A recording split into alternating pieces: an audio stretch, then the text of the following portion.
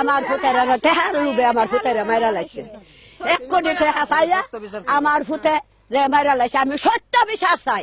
দীর্ঘ তদন্তে এবং প্রচেষ্টার যে বিষয়টি দেখতে পেরেছি যে এই মৃত ময়নাল হোসেন তার স্ত্রীর পরকীয়া প্রেম এবং স্ত্রীর কাছে জমা রাখা টাকা এবং তার নামে লিখে দেওয়া সম্পত্তির বিরোধের জের ধরেই তাকে নির্মমভাবে তার স্ত্রী এবং তার পরকীয়া প্রেমিক সহ কয়েকজন মিলে হত্যা করেছে।